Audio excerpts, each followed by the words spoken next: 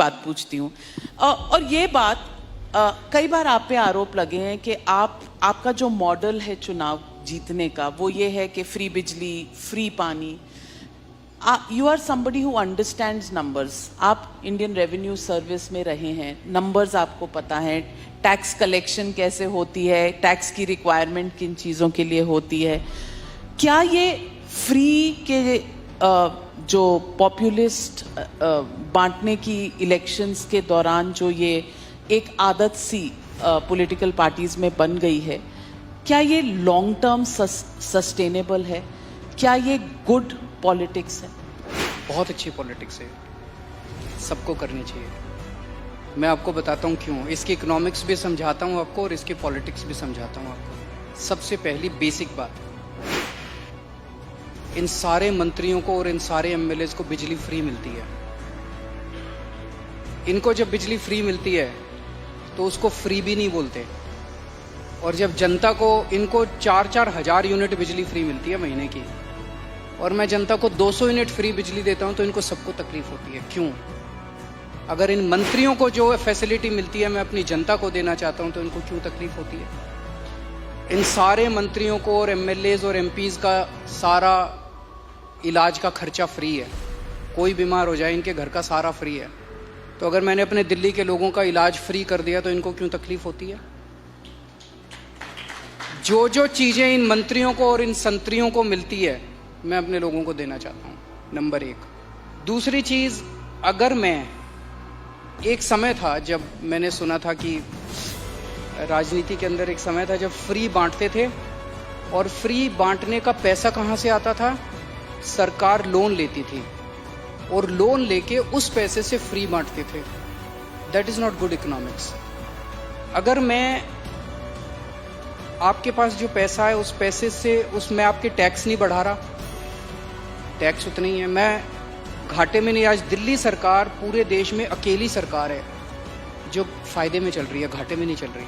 CAG की report है 2019 की, उस रिपोर्ट में लिखा है हमारी सरकार बनने के पहले दिल्ली सरकार घाटे में चलती थी।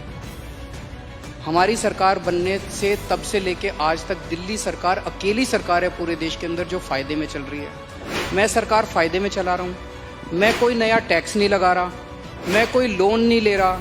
अगर मैंने करप्शन खत्म करके, पैसा बचा के लोगों को अगर सुविधाएं दे दी तो क्या बुरी बात की? तो this is good economics.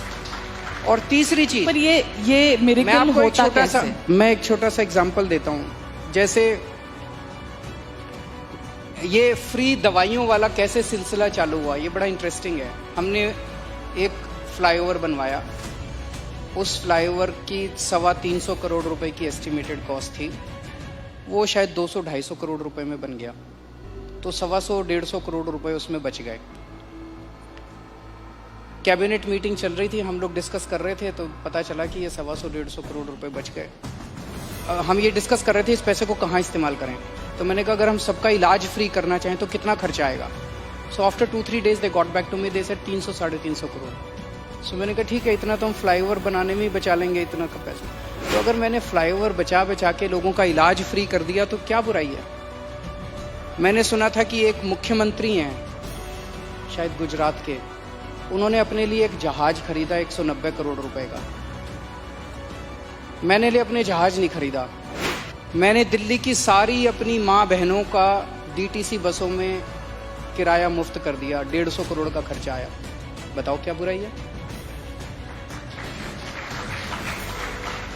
So good politics and good economics, ये कर रहे हैं हम लोग। तो आपके पास ये कौन सा ऐसा फॉर्मूला है जिससे आप फ्री में भी देते हैं फिर भी आपकी सरकार जो है वो घाटे में नहीं फायदे में है? ईमानदारी, सही नियत, बस और कुछ नहीं है। मैं बहुत छोटा हूँ, मेरा एक्सपीरियंस भी बहुत छोटा है, लेकिन मेरा 5-7 साल का सरकार चलाने का एक्सपीरियंस ये कहता है कि किसी भी सरकार में पैसे की कमी नहीं है। मैं ब्लैंकेट स्टेटमेंट दे रहा हूँ, किसी भी राज्य सरकार में और किसी भी केंद्र सरकार में पैसे की कमी नहीं है, नीयत की कमी है।